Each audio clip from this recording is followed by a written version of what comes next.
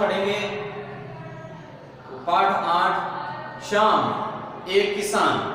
शाम को एक किसान के रूप में मानकर कवि सर्वेश्वर दयाल सक्सेना जी ने हमें यह प्रेरणा दी है कि किस प्रकार से किसान का रूप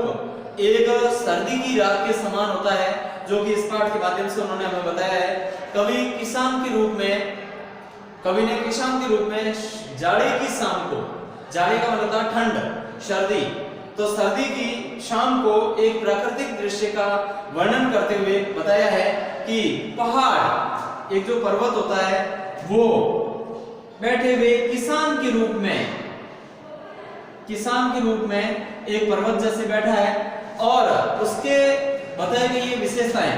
सूर्य ढलता हुआ सूर्य दिख रहा है, जैसे उसके ऊपर यानी उसके पास में एक चिलम एक जो कि धूम्रपान निषेध के अंतर्गत आता है,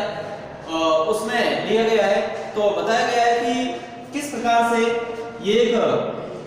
धूम्रपान करता हुआ किसान वहां दिखाया गया है, और उसके सिर पर बांधे हुए साफे, जिस प्रकार से एक व्यक्ति अपने सिर पर पगड़ी बांधता है, पगड़ी के समान आकाश को बताया गया है। आकाश है जो पहाड़ का एक तरह से क्या है, साफा है, उसके हाथ में चिलम लिए हुए हैं, और बहती हुई नदियां, जो पहाड़ के ऊपर से नदियां ढलकर बहती है, वो एक तरह से चादर के समान बताया गया है। उसने चादर ओढ़ रखी है सफेद, और पलाश के पेड़ों से खिले हुए लाल लाल फूल जलती हुई अंगीठी के समान उसने आसपास में अंगीठी जला रखी है। ठंड है, उस ठंड से बचने के लिए वो अलाव कर रहा है, तो पलाश के पेड़ से जो एक तरह से आग बरसती है ऐसा माना जाता है, तो वो अंगीठी के समान, और पूर्व क्षितिज पर घना अंधकार झुंड में बैठी हुई भेड़ों के समान है, जो कि एक किसान है, भेड़ों का कह सकते हैं चराने वाला है, तो उसके दूर से दिखाई दे रहा अंधेरा, जो कि अभी सूर्यास्त होने वाला ही है, तो दूर से दिखने वाला अंधेरा भेड़ों के झुंड के समान लग रहा है। पश्चिम में डूबता हुआ सूरज है, वो चिलम के समान दिखाई देता है। चिलम जैसे कि इस प्रकार का एक बना हुआ होता है, और इसमें जो भी जर्रा वगैरह भरते हैं, और ये धूम्रपान के अंतर्गत आता है, जो कि निषेध है,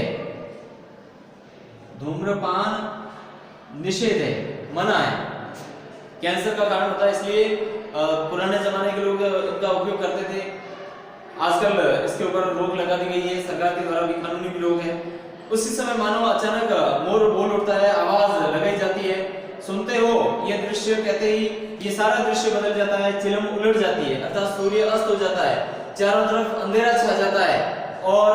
धुआं उठने लगता है, सूरज डूब जाता है, शाम ढल जाती है, और चारों तरफ अंधेरा अंधेरा नजर आता है। तो इसमें बताया गया है शाम के किसान सर्वेश्वर दयाल सक्सेना ने कि आकाश का साफा बांधकर सूरज की चिलम खींचता बैठा है पहाड़ को एक किसान के रूप में मानते हुए कवि ने बताया है कि शाम के समय, जाड़े के सामने, सर्दी की ठंड में बैठा हुआ एक किसान, जो कि आकाश रूपी साफा बांध रखा है, और चिलम रूपी, सूर्य रूपी चिलम उसने हाथ में ले रखी है, घुटनों पर पड़ी है चादर, नदी सादर सी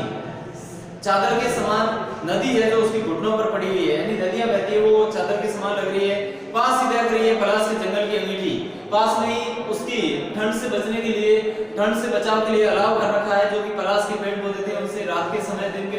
अंधेरे में गिरते हुए उसके जो पत्ते हैं वो आग के समान नजर आते हैं। अंधकार दूर पूर्व में सिमटा बैठा है भेड़ों के गले सा, गले का मतलब होता है झुंड के समान, जो अंधकार है दूर तक दिखाई दे रहा है, वो भेड़ों के झुंड के समान दिखाई देता है, वो बैठा हुआ है। अचानक बोला मोर, इसी स्थिति में अचानक मोर बोल उठता है, जैसे किसी ने आवाज दी है, और इस प्रकार से उस बैठे हुए किसान को, पहाड़ रूपी किसान को किसी ने आवाज दी है, तो आवाज देने क्या होता है, वो अचानक चौंक पड़ता है, और उसके हाथ से चिलम गिर जाती है, वो उल्टी गिर जाती है। सुनते हो चिलम आंधी का मतलब होता है उल्टी गिर जाती है। धुआं उठा, उसमें से जो तंबाकू डाल रखा था उससे धुआं उठने लगता है, अर्थात जैसे सूर्य अस्त हो जाता है, चारों तरफ धुएं सा वातावरण हो जाता है, जिसको अपन गोधूली बेला कहते हैं। गोधूली बेला में चारों तरफ से धुआं उठता हुआ नजर आता है, वही धुआं उठा, सूरज डूब गया और चारों तरफ अंधेरा छा गया। तो इस प्रकार से प्रकृति का वर्णन करते हुए एक प्रकृतिवादी कवि होने के नाते सर्वेश्वर दयाल सक्सेना जी ने अपने को इस पाठ के माध्यम से प्रकृति का एक सुनहरा रूप, सुनहरा सौंदर्य अपने सामने प्रस्तुत किया। जो अपन ने पढ़ा, आप भी इसको अच्छी तरह से समझें, पढ़ें, मनन करें। धन्यवाद।